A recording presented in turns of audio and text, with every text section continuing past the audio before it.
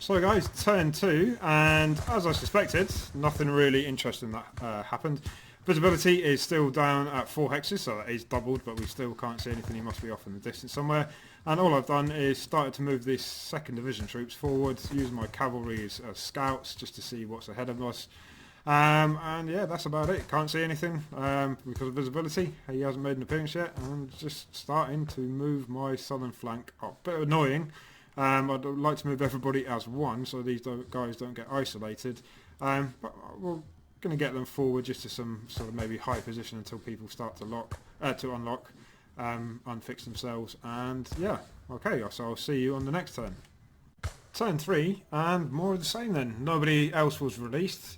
We did have a couple of guns up here, also line troops here. And we did start to see some skirmishes up past Eylau now. I don't know if he's pressing forward with everyone. Or they're just random skirmishers. So now he's seen around Eylau. He's certainly seen a couple of units around Eylau. So annoyingly, he must have sent them out as scouts. I would have thought. I wouldn't say he's attacking straight off from the off unless he might be. So we've got to keep that in mind. Bring back people into cover. Just get them out of the way as much as possible.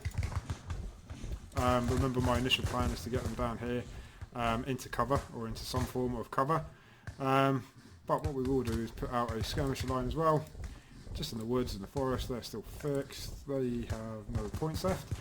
And down on the right hand side, still no sign of any Russians. But I've just moved Friant and the cavalry up to a little bit of a better position now. I'm going to wait until the rest of my troops start getting Goudan and the guys start getting released, and I can actually bring them into the battle as well. I'm not too confident to send one division out and hang them out to dry if there appears a lot of Russians there. Visibility is 8 hexes, so it is getting bigger. Catch you turn 4. So, the start of turn 4, and I thought I would drop straight in on it because visibility started to improve now, and we've got 10 hex visibility, about a kilometre.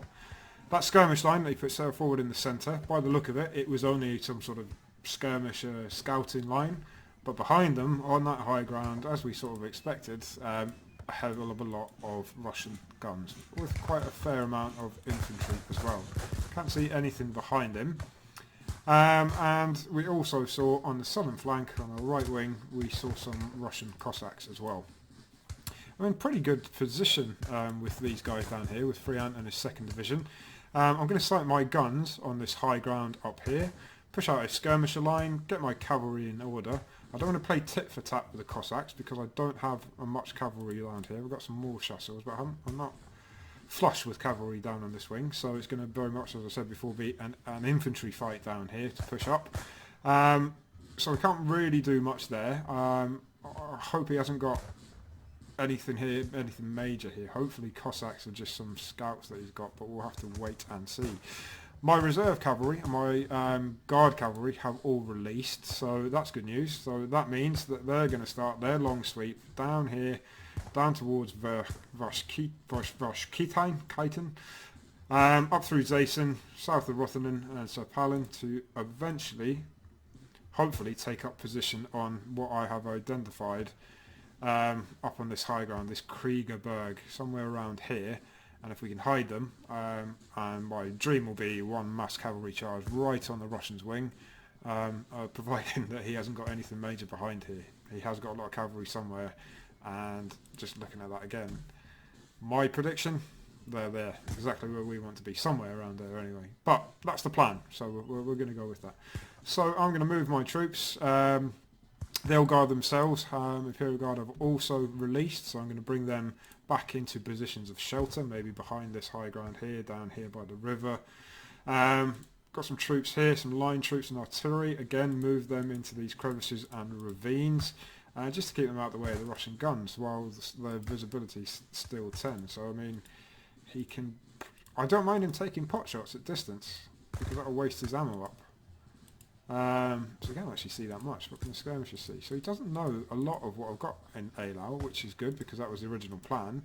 But I do need to be savvy that these skirmishers are around, and if he follows it up with infantry, I need a little bit of a force there. So Plan is to leave some, I've got light troops around these Tiralia, so I'm going to leave them in and around Eylau, bring up some of this artillery, hide the rest. My reserve artillery and guard artillery, probably just put on this high ground somewhere just in case he tries anything in the centre, they're there to hand. And I'll get back to you at the end of the turn just to show you what I did. So, end of turn 4, just a quick update. I started moving my old guard cavalry and my reserve cavalry around. I'm going to use the road, it's a little bit quicker, just got to sort them out and get them on the road. And it is quicker than going across country, less disorder as well.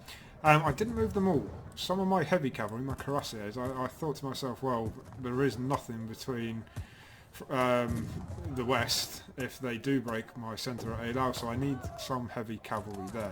My reason being that I didn't move everybody apart from that is that I do have some dragoons down there that can join in that charge, or hopefully at Sir Palin as well. I started moving the guard themselves into some cover. Sent Napoleon and his escort through and Berthier into Eylau itself just to oversee things. Put some reserve cavalry on the high ground overlooking Eylau. Moved the guard into cover, moved everyone here around cover, and lo and behold, it was Russian artillery that fired the first shot of the day when I was moving this horse artillery. Put out some skirmish lines. In fact, we can actually have a go at the Russian skirmishers.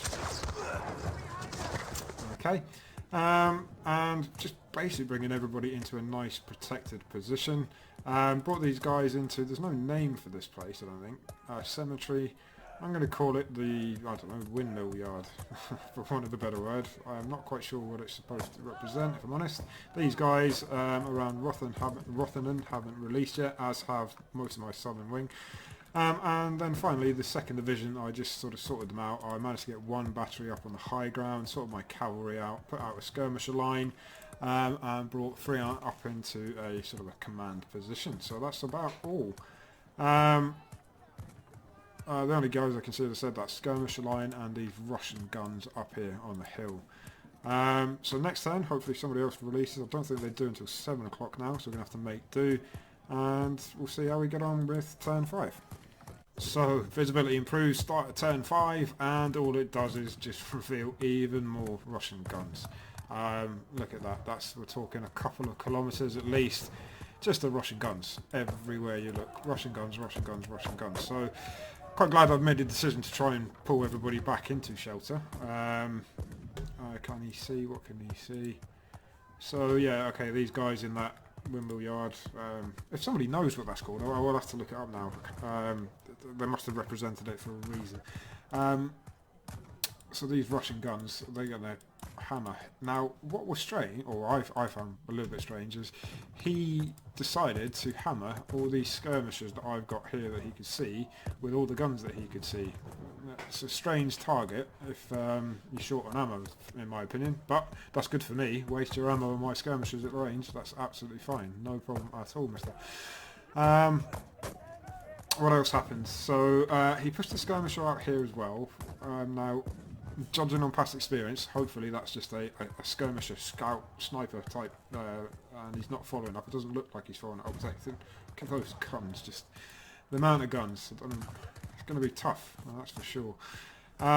In the south, he is manoeuvring his Cossacks. I haven't actually fired on anyone yet, so what I will do is take a chance to fire on some of these skirmishers. Cossacks, beg your pardon. Okay, not too bad. These guys can unlimber, and he's got quite a few. He's got some up there and some up there. Where he split them or not, I don't know. But there doesn't seem to be anything in the middle. We've got quite a good line of sight in the middle, up that main road, so he hasn't brought anyone there, so we'll actually turn those guys around to face this way. I don't think anybody is unfixed that wasn't unfixed last time, doesn't look like it. So what I'm going to do is just tidy up a little bit around Eylau. I might as well do some combat resolution while I'm here. Otherwise it's going to be all movement. Skirmishers, he swarmed this north end of Eylau with skirmishers, but no problem. I'm quite strong there, certainly not frightened of losing it. And he's brought some light troops. Not a lot of them, I'd say, yeah, so he's following up his attack. Hopefully just a probe attack. If he starts bringing these guns up close, then I do have a problem. But we'll start to deal with these skirmishers.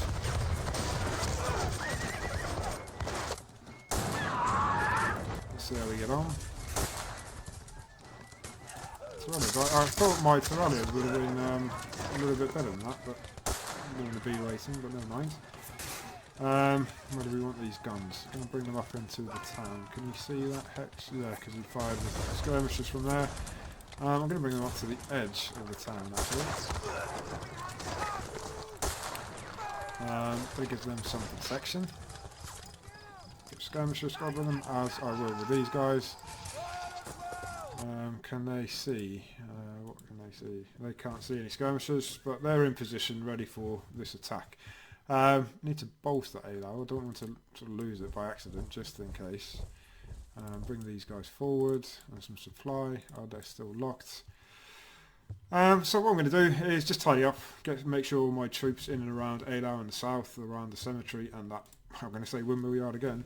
And bring my cavalry down on the road and continue that. All okay on the right wing, and yeah, that's about it. So I'll get back to you at the end of this turn. So not too much to report there. I moved some artillery into this windmill yard again, and he had a couple of pot shots, and annoyingly he managed to get one of my guns. That's the thing when you're not playing phases, you just get so many opportunity fires from anybody that can see it. So yeah, lost a couple of men there, lost a couple of men moving here. Just with that ranged opportunity fire. Not the end of the world, it's miles away, it's not going to do any major harm. I'm a bit annoyed I lost the gun so early on, especially with ranged shots. But that's the name of the game, I suppose. So that's how we're looking. Started moving my cavalry on the road. It's a little bit messy just because they've got to pass everything, they're all bunched up. But they will sort themselves out, not too worried about that. So they're going to carry on their long journey. And that's about it. So that's the end of turn 5. See you on the next turn.